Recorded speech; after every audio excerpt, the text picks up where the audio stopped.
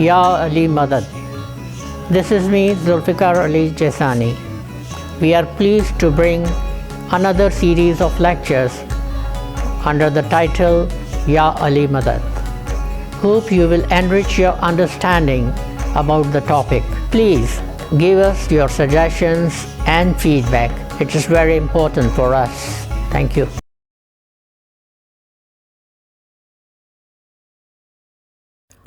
اللہم صلی علی محمد و آل محمد۔ یا علی مدد کے حوالے سے گفتگو کا سلسلہ جاری ہے، اور آج جس موضوع پر ہم اظہار خیال کریں گے وہ ہے اذن۔ کلام پاک میں یہ لفظ اذن مختلف جگہوں پر استعمال ہوا ہے اور بار بار استعمال ہوا ہے۔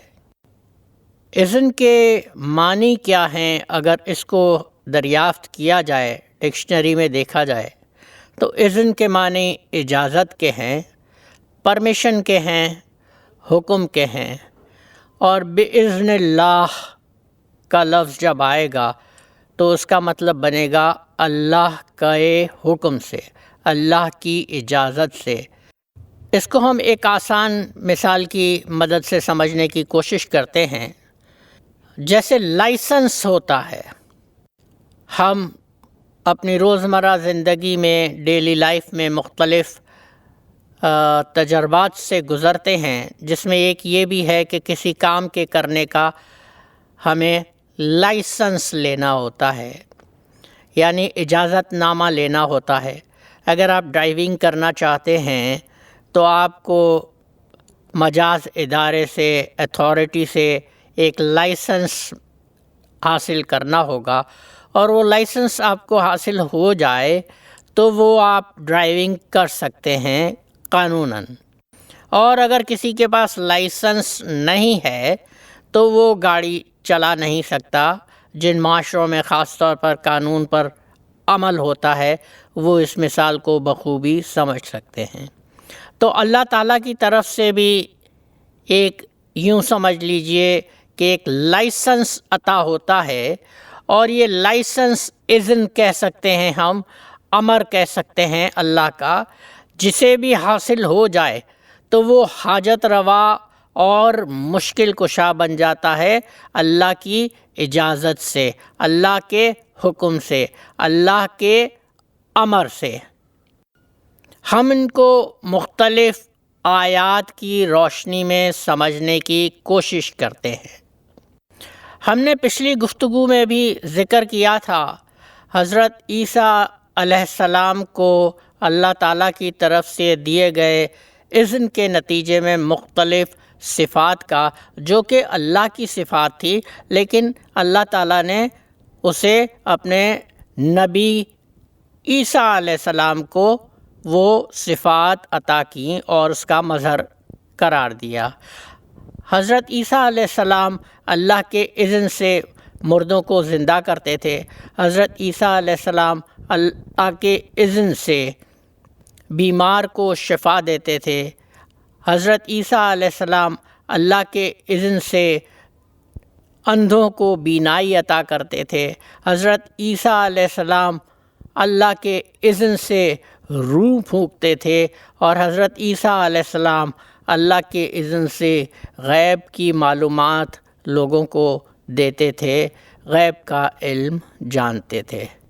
لیکن یہاں سوال ایک یہ پیدا ہوتا ہے کہ ہمیں کیسے معلوم ہو کہ کسی شخص کے پاس، کسی ہستی کے پاس، یا کسی بھی شے کے پاس اللہ کا اذن حاصل ہے اور کس کے پاس اللہ کا اذن نہیں ہے؟ تو جناب، قرآن شریف سے ہم مدد حاصل کرتے ہیں، اور اس کا ایک سمپل سا فارمولا ہے کہ جو اللہ کی جانب سے ہوگا تو وہ اللہ کا اذن حاصل کر کے آئے گا۔ حضرت آدم علیہ السلام سے ہم شروع کرتے ہیں۔ اللہ تعالیٰ ارشاد فرماتا ہے، انی جاعل فی الارض خلیفہ۔ تخلیق آدم کے سلسلے کی یہ آیت ہے کہ میں زمین پر اپنا خلیفہ بنانے والا ہوں۔ انی جاعل، اللہ فرماتا ہے میں بنانے والا ہوں۔ اب جس کو اللہ بناتا ہے خلیفہ تو ظاہر ہے اللہ اسے اپنا اذن بھی عطا کرتا ہے، وہ اللہ کا اذن یافتہ ہے۔ لیکن اگر کوئی شخص خود خلیفہ بن بیٹھے یا لوگوں کا بنایا ہوا ہو یا کسی اور ذریعے سے خلافت کا دعوے دار بن جائے تو اس کے پاس تو اللہ کا اذن نہیں ہوگا۔ یاد کیجئے ہم نے پاور آف اٹارنی کی بات کی تھی کہ اگر میں کسی پراپرٹی کا اونر ہوں تو میں اس کا پاور آف اٹارنی مختار نامہ کسی کو دے سکتا ہوں، لیکن اگر وہ پراپرٹی میرے نام ہے ہی نہیں تو پھر میں کسی دوسرے کو وہ پاور آف اٹارنی یا وہ مختار نامہ نہیں دے سکتا۔ کیسے دے سکتا ہوں؟ تو انی جاعلن کا لفظ بتاتا ہے کہ اللہ کی جانب سے حضرت آدم آئے، خلیفہ بنایا، تو حضرت آدم خلیفہ بنائے گئے اور خلیفہ بنانے والا اللہ تعالیٰ خود، تو ظاہر ہے وہ اذن کے ساتھ آئے۔ پھر جتنے بھی انبیاء کرام رسول بھیجے گئے دنیا میں لوگوں کی ہدایت کے لیے، وہ کس کی طرف سے بھیجے گئے؟ تو ارشاد ہوتا ہے وَمَا أَرْسَلْنَا مِن رَّسُولٍ إِلَّا لِيُطَاعَ بِإِذْنِ اللَّهِ۔ اللہ تعالیٰ ارشاد فرماتے ہیں کہ ہم نے جو بھی رسول بھیجے وہ سارے اللہ کا اذن حاصل کیے ہوئے تھے تاکہ لوگ اللہ کے حکم سے ان کی اطاعت کرے۔ گویا حضرت آدم سے لے کر خاتم النبیین تک جو بھی انبیاء مبعوث کیے گئے، جو بھی انبیاء بھیجے گئے، ان کے پاس کیونکہ وہ اللہ کی طرف سے آئے تھے تو اللہ کا اذن ہوگا، اور اللہ کا اذن ہوگا لہٰذا وہ حاجت روا بھی ہوں گے اور مشکل کشا بھی ہوں گے۔ حضرت محمد صلی اللہ علیہ وآلہ وسلم کی مثال لیں۔ کلام پاک میں ارشاد ہوتا ہے یا ایھا النبی انا ارسلناک شاہدا ومبشرا ونذیرا وداعیا الی اللہ باذنہ وسراجا منیر۔ اے نبی، ہم نے آپ کو رسول بنا کے بھیجا، شاہد بنا کر بھیجا، گواہ بنا کر بھیجا، ڈرانے والا بنا کر بھیجا، اور اللہ کی طرف دعوت دینے والا، اللہ کے دین کی طرف بلانے والا بنا کر بھیجا، بِإِذْنِهِ، میرے حکم سے، اللہ کے حکم سے، اور روشن چراغ بنا کر بھیجا۔ تو یہ آخری نبی کا ذکر آ گیا، حضور صلی اللہ علیہ وسلم کا ذکر آ گیا کہ انہیں بھی بھیجا گیا۔ انا ارسلناک، ہم نے بھیجا، اور ان کے ساتھ اللہ کا اذن ہے۔ تو ان کے ساتھ اللہ کا اذن ہے لہٰذا وہ خدائی صفات کے مظہر ہیں۔ لیکن اگر کوئی شخص نبوت کا جھوٹا دعوے دار ہو، خود رسول بن بیٹھے، تو اس کے پاس اللہ کا اذن نہیں ہوگا۔ ہم تاریخ پڑھتے ہیں تو ہمیں معلوم ہوتا ہے کہ بہت سے لوگوں نے نبی ہونے کا دعویٰ کیا، بہت سے لوگوں نے رسول ہونے کا دعویٰ کیا، لیکن ان کا نام و نشان تک مٹ گیا اور وہ نیست اور نابود ہو گئے۔ اب آتے ہیں امامت کے منصب پر۔ تو امامت کے منصب پر ہم جب گفتگو کرتے ہیں تو حضرت ابراہیم علیہ السلام کی شخصیت ہمارے سامنے آ جاتی ہے۔ حضرت ابراہیم علیہ السلام کو اپنی زندگی کے دوران بہت سی آزمائشوں سے، بہت سے امتحانات سے گزرنا پڑا۔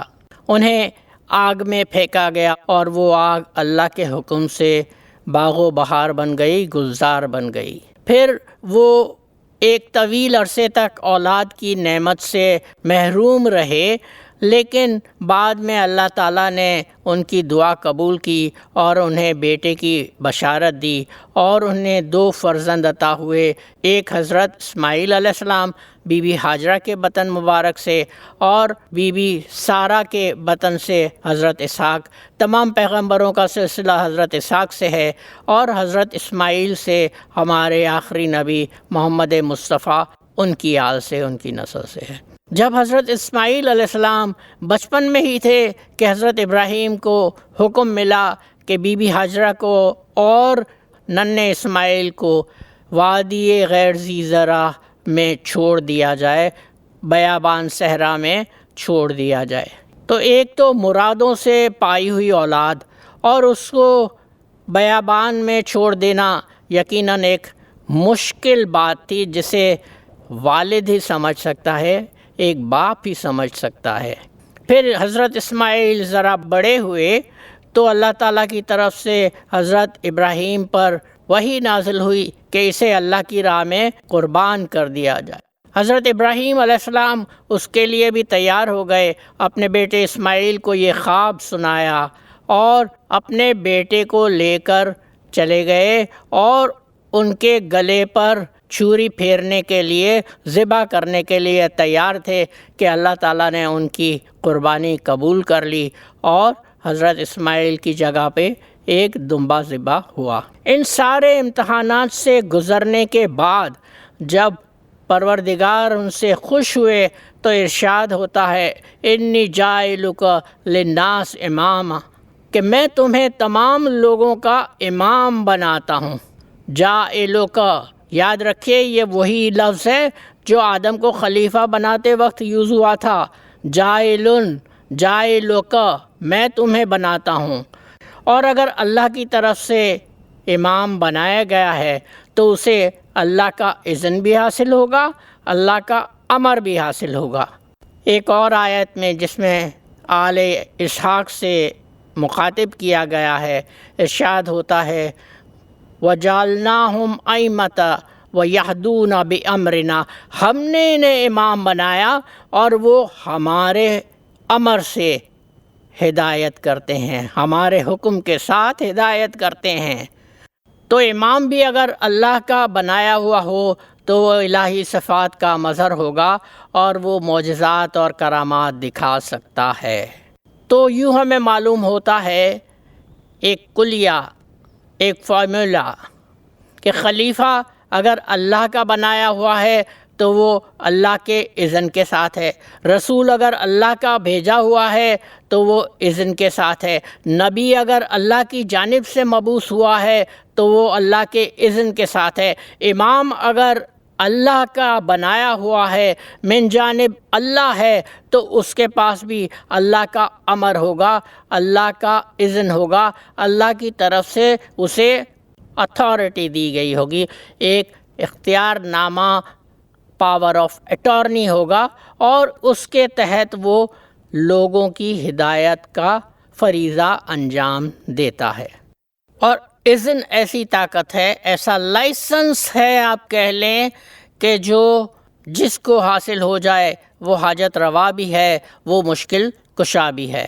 اب قرآن میں مختلف مثالیں دی گئی ہے، انبیاء کے حوالے سے، رسولوں کے حوالے سے، ہم اس کا احاطہ کرتے ہوئے اس موضوع پر مزید آگے بڑھیں گے تاکہ اس کی ہم صحیح سمجھ حاصل کر سکیں۔ حضرت ایوب علیہ السلام کا واقعہ ہم نے سنا ہوگا۔ حضرت ایوب علیہ السلام کو بیماری نے جکڑ لیا، اور یہ بھی اللہ تعالیٰ کی طرف سے ایک آزمائش تھی۔ ان کے بدن میں کیڑے پڑ گئے، یہاں تک کہ ان کی حالت ایسی خراب ہو گئی کہ ان کی اولاد ان کو چھوڑ کر چلی گئی، ان کی بیویاں سوائے ایک بیوی کے انہیں چھوڑ کر چلی گئیں، اور ان کے گاؤں والوں نے انہیں نکال دیا کہ یہ بیماری کہیں انہیں بھی نہ لگ جائے۔ حضرت ایوب، ان کا صبر بہت مشہور ہے، وہ صبر کرتے رہے اور اللہ تعالیٰ سے دعائیں مانگتے رہے۔ آخر ان کی آزمائش کا وقت پورا ہوا اور ان کو بیماری سے شفا ملی۔ اب شفا کیسے مل گئی؟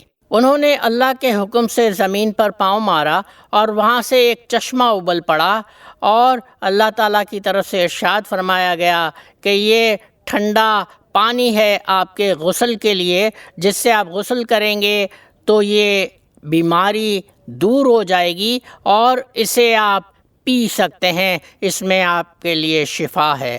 ارقد برجلک ھذا مغتسل بارد و شراب، یہ قرآن کی آیت پڑھ رہا ہوں آپ کے سامنے۔ اب ذرا مجھے یہ بتائیے، میں اور آپ بھی بیمار پڑتے ہیں؟ کون شخص ہوگا جو بیمار نہیں پڑتا ہوگا؟ لیکن کیا میں زمین پر اگر اپنا پاؤں ماروں، اپنی ایڑی ماروں، تو وہاں سے چشمہ نکلے گا؟ اور کیا اس میں شفاعت کی خصوصیت ہوگی؟ نہیں ہوگی، بلکہ وہ معجزہ اس لیے رونما ہوا کہ حضرت ایوب اللہ کے بھیجے ہوئے سچے نبی تھے اور اللہ کے اذن سے آئے تھے، لہٰذا وہ یہ کرامت دکھا سکتے تھے اور انہوں نے بإذن اللہ یہ کرامت دکھائی۔ ہم حج کے لیے جاتے ہیں، عمرہ ادا کرنے کے لیے جاتے ہیں، اور ہم نہ جائیں تو ہمارے جاننے والے دوست احباب رشتہ دار جب حج یا عمرہ کے لیے جاتے ہیں تو ہم ان سے ایک فرمائش ضرور کرتے ہیں کہ ہمارے لیے آب زمزم ضرور لے کر آئیے گا۔ آب زمزم ہر حاجی عمرہ کی زیارت کے لیے جانے والا، بیت اللہ کی زیارت کے لیے جانے والا ضرور لے کے آتا ہے، اور ہمیں ایک شیشی میں تھوڑا سا آب زمزم اپنے جاننے والوں میں تقسیم کرتا ہے۔ ہم اس آب زمزم کو، جو ہمارے لیے آب شفا بھی ہے، نہایت احترام سے نوش کرتے ہیں۔ جب کوئی شخص عالم نزا میں ہو، مرنے والا ہو، موت کی تکلیف ہو، اس کے منہ میں آب زمزم ڈالا جاتا ہے، پلایا جاتا ہے تو نزا کی تکلیف دور ہو جاتی ہے۔ کیا جانتے بھی ہیں یہ آب زمزم کس طرح حاصل ہوا؟ ذرا اس کی تاریخ بھی جان لیجئے۔ حضرت اسماعیل علیہ السلام کو جب حضرت ابراہیم اللہ کے حکم سے چھوڑ کر اور چلے گئے ریگستان و بیابان میں، تو انہیں پانی کی پیاس لگی اور وہ رونے لگے۔ ان کی والدہ حضرت بی بی ہاجرہ صفا و مروہ کے درمیان ادھر سے ادھر، ادھر سے ادھر دوڑتی رہیں، چکر لگاتی رہیں کہ کہیں پانی مل جائے۔ پانی کی تلاش میں وہ دوڑتی رہیں۔ جب 7 چکر مکمل ہو گئے اور وہ حضرت اسماعیل کے پاس مایوس ہو کر آتی ہیں تو کیا دیکھتی ہیں کہ ننھے اسماعیل کی ٹھوکر لگنے سے زمین پر ایک چشمہ ابل پڑا اور پانی فوارے کی طرح اس میں سے نکل پڑا، اور ہزاروں سال گزرنے کے باوجود آج تک وہ سلسلہ جاری ہے، اور یہی آب زمزم ہے جو ہم زیارت کے لیے بیت اللہ جانے والوں سے فرمائش کر کے منگاتے ہیں، نہایت عزت سے پیتے ہیں، نوش کرتے ہیں، اور ہمیں اس میں شفا ملتی ہے۔ کیوں؟ کیونکہ حضرت اسماعیل بھی نبی تھے، نبی زادے تھے، اور حضرت بی بی ہاجرہ کا یہ عمل اللہ تعالیٰ کو اتنا پسند آیا کہ حج اس وقت تک مکمل نہیں ہوتا جب تک ہر حاجی صفا و مروہ کے درمیان ایک دوڑ نہ لگا لے، تیز قدموں سے چلتے ہوئے چکر نہ لگا لے، تاکہ اللہ کی اس نشانی کو یاد کرتے رہیں جو بی بی ہاجرہ اور حضرت اسماعیل کو اللہ تعالیٰ نے عطا کی تھی۔ حضرت ابراہیم علیہ السلام کا واقعہ آپ نے سنا ہوگا۔ لوگ ان سے پوچھتے تھے کہ آپ ایک پروردگار، ایک رب کی اطاعت کرنے کا، تابعداری کرنے کا، عبادت کرنے کا ہمیں بتاتے ہیں، ہمیں ہدایت دیتے ہیں، ذرا اپنے پروردگار کا تعارف تو کروائیے۔ تو انہوں نے اپنے پروردگار کا تعارف اس انداز سے کروایا: الذی خلقنی فہو یہدین، کہ وہ اس نے مجھے خلق کیا اور وہی مجھے ہدایت دیتا ہے۔ اللہ تعالیٰ کا تعارف کروا رہے ہیں۔ والذی هو یطعمنی ویسقین، وہی مجھے کھانا دیتا ہے، رزق دیتا ہے، اور پیاس میں مجھے پانی عطا کرتا ہے، میری پیاس بجھاتا ہے۔ وَإِذَا مَرِضْتُ فَهُوَ يَشْفِينِ، میں جب بیمار پڑ جاتا ہوں تو وہ مجھے شفا دیتا ہے۔ کون شفا دیتا ہے؟ اللہ تعالیٰ شفا دیتا ہے۔ وَالَّذِي يُمِيتُنِي ثُمَّ يُحْيِينِ، وہی مجھے موت دے گا اور پھر مرنے کے بعد دوبارہ زندہ کرے گا۔ تمام خصوصیات، جامع خصوصیات اللہ تعالیٰ کی اس تعارف میں حضرت ابراہیم نے بیان کر دی ہیں کہ اللہ تعالیٰ میرا خالق ہے، وہی مجھے ہدایت دیتا ہے، وہی بھوک لگتی ہے رزق فراہم کرتا ہے، پیاس لگتی ہے پانی فراہم کرتا ہے، بیمار ہو جاتا ہوں تو شفا دیتا ہے، وہی موت دے گا اور وہی دوبارہ زندہ کرے گا۔ اب ذرا آئیے حضرت یوسف علیہ السلام کے قصے کی طرف چلتے ہیں جو قرآن میں موجود ہے۔ حضرت یوسف علیہ السلام کا قصہ سنا بھی ہوگا اور قرآن فہمی رکھنے والوں نے قرآن میں پڑھا بھی ہوگا کہ ان کے بھائیوں نے کس طرح ان سے دغا کیا اور اپنے والد حضرت یعقوب جو خود بھی پیغمبر تھے ان سے اجازت لے کر حضرت یوسف کو لے کر گئے اور کنویں میں پھینک دیا۔ بہرحال حالات نے پلٹا کھایا اور وہ وقت آیا کہ حضرت یوسف علیہ السلام عزیز مصر حاکم مصر بن گئے، اور جب قحط آیا تو ان کے وہی بھائی ان سے مدد مانگنے کے لیے حضرت یوسف کے دربار میں آئے۔ انہیں معلوم نہیں تھا کہ یہ وہی یوسف ہے جس کے ساتھ ہم نے دغا بازی کی تھی، جس کے ساتھ ہم نے غداری کی تھی۔ ان کے والد حضرت یعقوب علیہ السلام حضرت یوسف کی جدائی میں رو رو کر اندھے ہو گئے، اور اس کا علاج کس نے کیا؟ حضرت ابراہیم علیہ السلام تو فرماتے ہیں کہ جب میں بیمار ہوتا ہوں تو اللہ مجھے شفا دیتا ہے۔ حضرت یوسف علیہ السلام نے اپنی قمیض اتار کر اپنے بھائیوں کو دی اور کہا کہ اس قمیض کو لے جاؤ اور میرے بابا میرے والد کی آنکھوں پر اسے لگاؤ تو وہ دوبارہ دیکھنے لگیں گے، ان کی بینائی لوٹ آئے گی۔ یہ بھی میں دل سے واقعہ نہیں بتا رہا بلکہ قرآن پاک میں موجود ہے۔ اذهبوا بقمیصی ھذا فَأَلْقُوهُ عَلَى وَجْهِ أَبِيهِ یَأْتِ بَصِیرًا، تم یہ قمیض لے جاؤ اور اسے والد کی آنکھوں پہ لگاؤ، اس کے چہرے پہ لگاؤ، ان کی بینائی لوٹ آئے گی۔ اور یہی ہوا، حضرت یعقوب کی بینائی لوٹ آئی۔ تو شفا تو اللہ تعالیٰ دیتا ہے نا، شافی تو اللہ تعالیٰ کے ناموں میں سے ہے، اللہ کی صفت ہے۔ تو حضرت یوسف علیہ السلام نے نعوذ باللہ خدا کا منصب حاصل کر لیا کہ انہوں نے ڈائریکٹ حضرت یعقوب کی بینائی لوٹا دی اور شفا عطا کر دی۔ کیا یہ شرک ہو گیا؟ اللہ کے نبی تھے، اللہ کے بھیجے ہوئے تھے اور اذن یافتہ تھے، اور انہوں نے اپنا وہ اختیار استعمال کیا جو اللہ کی جانب سے انہیں دیا گیا تھا۔ یہ تو انسانوں کا ذکر کر رہے ہیں، ہم نبیوں کا ذکر کر رہے ہیں۔ اگر اللہ کا اذن حاصل ہو جائے تو پتھر بھی مشکل کشا بن جاتا ہے، درخت بھی مشکل کشا بن جاتا ہے، کوئی بھی جاندار پرندہ بھی مشکل کشا بن جاتا ہے۔ اگر اس کو سمجھنا ہے تو ایک اور واقعہ لیجئے۔ سورہ فیل پڑھی ہوگی آپ نے کلام پاک میں۔ حضرت محمد مصطفیٰ صلی اللہ علیہ وآلہ وسلم کی ولادت سے تقریباً 50 یا 52 روز قبل کا یہ واقعہ ہے، اور آپ جانتے ہوں گے جو مطالعہ رکھتے ہیں کہ حج اسلام سے پہلے بھی جاری تھا، حضرت محمد مصطفیٰ سے پہلے بھی حج ادا کیا جاتا تھا۔ ہاں، اس کی حیت، اس کی شکل و صورت کچھ مختلف ہوگی اور ہو سکتی ہے۔ تو حج کے مہینوں میں تمام عرب سے، دور دراز علاقوں سے قافلے آیا کرتے تھے، تجارتی قافلے آیا کرتے تھے۔ وہ بیت اللہ کی، خانہ کعبہ کی زیارت بھی کرتے تھے، حج بھی ادا کرتے تھے، اور ساتھ ساتھ تجارت کا کام بھی انجام دے دیتے تھے۔ اس طرح یہ ایک تجارتی، مذہبی اور سماجی مرکز کی حیثیت حاصل کر گیا تھا۔ ارد گرد کے حکمران اسے بڑے رشک کی نگاہ سے دیکھتے تھے، اور ان کی خواہش تھی کہ خانہ کعبہ جیسی عمارت کوئی ہم بھی بنا لیں تاکہ لوگ اس طرف آئیں اور ہم بھی تجارت بھی حاصل کر سکیں اور ہمیں بھی وہ مرکزیت حاصل ہو جائے۔ ابرہہ کے حاکم نے یہ کوشش کی اور اس نے یمن میں ایک اسی طرز کی عمارت تعمیر کی، خانہ کعبہ کی، لیکن اس کا نتیجہ صفر نکلا۔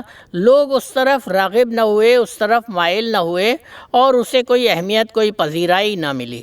اس بات سے جھنجھلا کر حاکم یمن ابرہہ نے یہ ارادہ کیا کہ میں جا کر اور خانہ کعبہ کو منہدم کر دوں گا کہ نہ رہے گی یہ عمارت اور نہ اس طرف لوگ جائیں گے، پھر میرے بنائے ہوئے کعبہ پر لوگ جمع ہوں گے۔ اس نے ہاتھیوں کا ایک بہت بڑا لشکر تیار کیا اور خانہ کعبہ پر حملہ کرنے کی نیت سے مکہ کی طرف روانہ ہوا۔ اس وقت خانہ کعبہ کے متولی حضرت محمد مصطفیٰ کے دادا حضرت عبد المطلب تھے۔ جب یہ لشکر وہاں پہنچا تو انہوں نے حضرت عبد المطلب کی بھیڑ بکریاں بھی اپنے قبضے میں کر لیں۔ حضرت عبد المطلب اس کے پاس گئے، حاکم یمن کے پاس، اور اسے کہا کہ بھائی میرے جانور تو واپس کر دو، تم خانہ کعبہ پر حملہ کرنے آئے ہو، تم میرے جانور واپس کر دو، وہ تم نے کیوں لیے؟ تو وہ ہنستا ہے، مذاق اڑاتا ہے اور کہتا ہے کہ تم تو اس گھر کے متولی ہو جسے تم بیت اللہ کہتے ہو، تو اس کی تمہیں فکر نہیں ہے، اپنے جانوروں کی فکر ہے۔ حضرت عبد المطلب بہت خوبصورت جواب دیتے ہیں، وہ کہتے ہیں اس کی حفاظت وہ کرے گا جس کا یہ گھر ہے۔ اور واقعی ایسا ہوتا ہے، اللہ تعالیٰ کی طرف سے چھوٹے چھوٹے پرندے بھیجے گئے اور ان چھوٹے چھوٹے پرندوں کے منہ میں چھوٹی چھوٹی کنکریاں، وہ کنکریاں پھینکتے اور جس ہاتھی کو وہ کنکری لگتی وہ ایسا بدحواس ہو کے بھاگتا کہ واپس پیچھے مڑ کر نہیں آتا تھا۔ یہ تذکرہ بھی، اس پر بھی قرآن نے اپنی مہر ثبت کی ہے۔ اس سال کو عام الفیل، ہاتھیوں کا سال کہا جاتا ہے، اور سورہ فیل میں یہ واقعہ تفصیل اس کی جاننا چاہیں تو آپ پڑھ سکتے ہیں۔ ارشاد ہوتا ہے بسم اللہ الرحمن الرحیم، الم تر کیف فعل ربک باصحاب الفیل الم یجعل قیدہم فی تضلیل وطیرا ابابیل، ہم نے ان پر پرندوں کے جھنڈ بھیجے، وَأَرْسَلَ عَلَيْهِمْ طَيْرًا أَبَابِيلَ تَرْمِيهِمْ بِحِجَارَةٍ مِّن سِجِّيلٍ فَجَعَلَهُمْ كَعَصْفٍ مَّأْكُولٍ۔ کیا تم نے نہیں دیکھا کہ تمہارے رب نے ہاتھی والوں کے ساتھ کیا کیا؟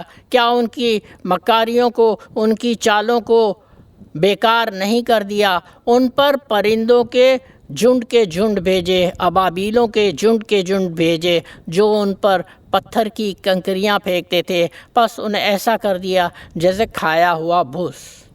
اب یہ چھوٹے سے پرندے اور کہاں ہاتھی جیسا دیو ہیکل جانور، یہ کیسے ممکن ہوا؟ بھائی سیدھی سی بات ہے کہ وہ ابابیل چھوٹے پرندے تو تھی، لیکن وَأَرْسَلَ عَلَيْهِمْ، اللہ کی طرف سے بھیجے ہوئے تھے، اور اللہ کی طرف سے بھیجا ہوا جیسے ہم نے پہلے کہا کوئی بھی ہو وہ اللہ کی مرضی سے آتا ہے، اللہ کی اذن سے آتا ہے، اور وہ مشکل کشا بھی بن جاتا ہے، حاجت روا بھی بن جاتا ہے۔ اذن حاصل ہو جائے تو وہ بھی حاجت روا بن جاتا ہے۔ حضرت بی بی مریم کا واقعہ آپ نے سنا ہوگا کہ انہیں اولاد معجزانہ طریقے سے عطا کی گئی اور بغیر والد کے حضرت عیسیٰ علیہ السلام کی ولادت ہوئی۔ جب وہ امید سے تھیں تو ان کے قبیلے کے لوگوں نے ان پر طنز کے تیر برسانا شروع کر دیے اور ان کے کردار پر سوالات اٹھانا شروع کر دیے کہ ان کی تو شادی نہیں ہوئی، ان کا نکاح نہیں ہوا، تو یہ امید سے کیسے ہوئی؟ بی بی مریم بہت رنجیدہ رہتی تھی، بستی چھوڑ کر چلی گئیں۔ اللہ تعالیٰ کی طرف سے انہیں بشارت دی گئی، کیونکہ ولیہ تھی نا، کہ تم یہ بستی چھوڑ کر چلی جاؤ اور اس درخت کے نیچے اپنا ٹھکانہ بناؤ، اور وہاں نیچے پانی گزرنے لگا، وہاں سے پانی پیتی، اور کھجور کا درخت جو بالکل خشک ہو چکا تھا، سوکھا درخت جو کبھی پھل نہیں دیتا، اللہ کے حکم سے پھل دینے لگا، اور بی بی مریم کو حکم دیا گیا کہ آپ پانی پئیں۔ فَقُولِي وَاشْرَبِي وَقَرِّ عَيْنًا، کہ اے مریم تو کھا پی اور اپنی آنکھوں کو ٹھنڈا رکھ۔ جب بھوک لگتی تھی تو اس درخت کو ہلاتی تھی تو وہ اللہ کے اذن سے تازہ خرمے، تازہ کھجور حضرت بی بی مریم کی جولی میں گرا دیتا تھا۔ تو یہ ہے اذن کا کمال کہ درخت بھی حاجت روا بن گیا۔ اللہ تعالیٰ نے ہمیں مختلف نعمتیں عطا کی۔ ہم اگر آپ سے سوال کریں کہ کون کون سی نعمتیں ہیں تو آپ گنوانا شروع کریں گے کہ ہمیں اللہ نے اولاد عطا کی، ہمیں اللہ نے رزق عطا کیا، ہماری اولاد بھی اللہ کی دین ہے، آپ کی اولاد بھی اللہ کی دین ہے۔ اللہ کی دی ہوئی نعمت ہے۔ لیکن بی بی مریم کو اولاد کس نے عطا کی آپ جانتے ہیں؟ بی بی مریم کو اولاد اللہ نے نہیں بلکہ حضرت جبرائیل نے عطا کی۔ کلام پاک میں ارشاد ہوتا ہے جب حضرت جبرائیل بی بی مریم کے پاس آتے ہیں، لِأَحْبَ لَكِ غُلَامًا زَكِيًّا، میں تمہارے رب کی جانب سے بھیجا گیا ہوں۔ وہی لفظ ہے بھیجا گیا، رب کی طرف سے بھیجا گیا، تاکہ تمہیں ایک نیک اور صالح صاف ستھرا بیٹا عطا کروں۔ تو دیکھیے اللہ تعالیٰ کے اذن سے انہوں نے اولاد کی نعمت بی بی مریم کو عطا کی۔ بے شمار مثالیں آپ کو مل جائیں گی اگر آپ آنکھیں کھلی رکھ کر، ذہن کو کھلا رکھ کر اور کلام پاک کا مطالعہ کریں گے، تاریخ الانبیاء کا مطالعہ کریں گے تو بہت سی مثالیں آپ کو مل جائیں گی کہ جب اللہ کا اذن حاصل ہوتا ہے، کسی کو اللہ کا امر حاصل ہوتا ہے، وہ خدائی صفات کا مظہر ہوتا ہے اور ایسا اللہ تعالیٰ کے اجازت سے ہوتا ہے، اس کی پرمیشن سے ہوتا ہے، لہٰذا اس پر شرک کا فتویٰ لگانا ناسمجھی ہے، بے وقوفی ہے، نادانی ہے، اس کے سوا اور کچھ بھی نہیں۔ اللہم صلی علی محمد و آل محمد۔ Thank you for watching. Please subscribe to our channel for future updates and videos. Thank you.